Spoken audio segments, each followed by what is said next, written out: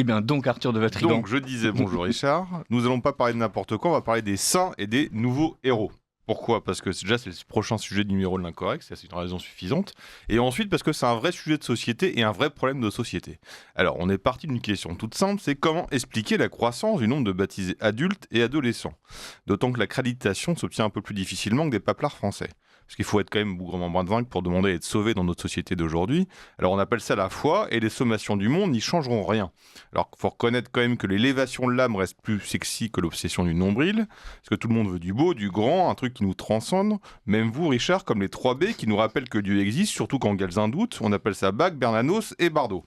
Alors dans une société qui promeut le soi, transforme les vertus en caprices et les promesses en échecs, le catholicisme offre une belle porte de sortie pour l'enfant qui ignore encore la raison de sa tristesse. Et si le Verbe s'est incarné, c'était pas pour faire du tourisme. Alors la conversion est une rencontre. Le problème, c'est que les rencontres intérieures, c'est pas évident. Alors pour ça, il y a des intermédiaires, des guides qui nous font gagner un peu de temps. Alors il y a les saints, évidemment, mais il y a aussi tous les autres. Ceux qui nous élèvent, ceux qu'on admire, ceux à qui on veut ressembler, ceux qui, par exemple, se battent pour une cause qui les dépasse, parfois même jusqu'au sacrifice. Le problème, c'est qu'on n'arrive plus trop à les voir aujourd'hui. Parce que la confusion règne. L'époque n'est plus aux martyrs, les vrais, pas ceux qui butent des enfants et qui sont pétés dans une foule, ni aux héros, mais à la célébration de la victime. Elle n'a rien demandé, mais on lui moule quand même une statue. Certaines y prennent même goût. Après tout, quitte à souffrir, autant récolter la gloire. Prenons un exemple. Gisèle Pellicot. Elle vient d'être nommée parmi les 100 personnes les plus influentes de 2025 par le magazine américain Time. Une journaliste britannique, a même lancé une pétition pour qu'elle récupère le prix Nobel de la paix. C'est vraiment un truc d'anglais, ça. Remarque, l'Union européenne l'a bien reçu en 2012, Barack Obama aussi, et puis même en guise de remerciement, il explosa les ventes d'armes. Alors, Gisèle Pellicot, elle n'a rien demandé. Surtout pas les sévices infligés par son ordure de mari. Elle a même opté pour le pas de côté lorsque les hystériques brandissaient le sécateur à roupettes. Mais voilà, elle est devenue une icône, symbole de la victimolâtrie, une vague qui dégueulasse tout, même les héros. Rappelez-vous, Arnaud Beltrame en a fait les frais. Cette cruche d'Anne Hidalgo lui a rendu hommage en lui offrant un jardin et une plaque indiquant « victime de son héroïsme ». Donc notre époque a troqué les saints pour les stars, les héros pour les victimes.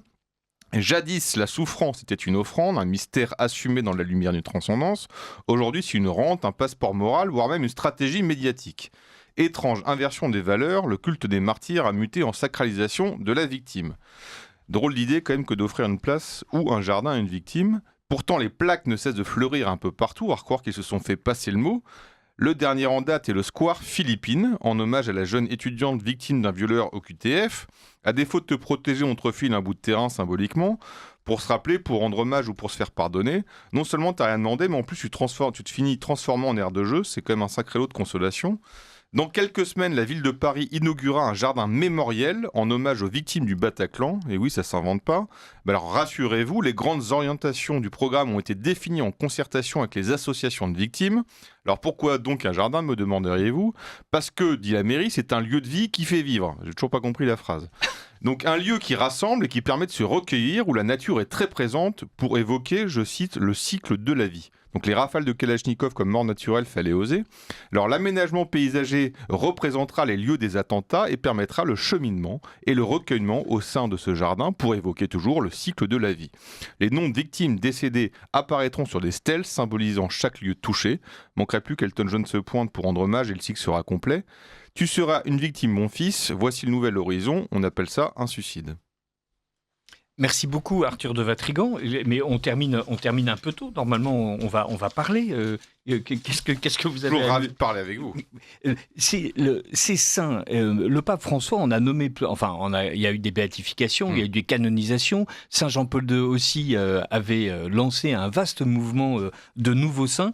On a l'impression qu'il y a de plus en plus de saints anonymes, de saints groupés, c'est-à-dire c'est toutes les dominicaines de Compiègne, toutes les carmélites de Compiègne, tous les martyrs de l'Ouganda, tous les paysans de Vendée. On est passé du saint individuel au saint collectif. Ah, vous êtes un peu dur, parce qu'il a quand même... Mais je trouvais ça très bien, au contraire. Ah, je pensais que c'était un reproche. Ah, mais absolument pas. Pour une fois que vous dites du bien du pape François. Bah oui, soulignons-le. Il faut le dire, oui, c'est important. Alors, il y a, oui, en effet, alors ça, c'est pas mal. Surtout pour Compiègne, c'est quand même je pense qu'on n'a pas assez parlé. Ce serait bien de le rappeler en ce moment et peut-être de clabousser la tronche de la République. Les petites carmélites de Compiègne, on va leur dire partout. Mettre des minutes de silence à l'Assemblée nationale, ça serait bien. Mais il y a aussi les saints, les jeunes. Je rappelle que sa mort, ou le bon Dieu, je sais pas, ou l'humilité de Carlo Acutis a fait que la canonisation du premier saint avec une adresse mail à rentrer au paradis a été reportée. Donc je sais pas quand ça va être, mais en tout cas il y a Frasetti aussi qui va être saint au mois d'août. Ce qui est intéressant, c'est que moi je vois une grande variété. J'avais une image du saint, on n'avait pas trop envie d'être saint en fait. C'est quand même, tu vas souffrir, tu vas être triste, tu vas être pauvre. Déjà il fallait être pauvre. T'as l'impression que le saint c'était le même profil sociologique que du type qui gagnait l'euro million. Fallait être descendant, pauvre et limite martyrisé par ses parents. Vous aussi, vous jouez à l'euro million sans jamais gagner, Arthur. J'ai arrêté quand j'ai vu le profil de gens qui gagnaient. Déjà, j'habite pas dans le Nord, j'habite en France. Je suis pas marié avec ma mère. Bon, bref, arrêtons les bêtises. Mais là, on a une sainteté, je trouve, qui... alors, c'est peut-être moi qui vieillis, ou alors mes enfants qui sont plus sages, mais qui m'inspirent plus et qui font surtout rêver mes enfants. Étonnamment, ils préfèrent Carlo Acutis et Hanouna. Alors, peut-être qu'ils sont éduqués dans un truc particulier, je sais pas. Mais en tout cas, ça les effraie pas. Et je trouve que cette variété de saints montre que tout le monde peut être saint et que finalement, il y a de la place pour tout le monde et que alors j'allais dire, ça suffit pas de grand chose aussi quand même. Il faut quand même une foi, c'est importante et une humilité. Mais voilà, je trouve que c'est un bon signe pour notre société. Parfait. Merci mille fois Arthur de Vatrigan pour ce plaidoyer en faveur de la sainteté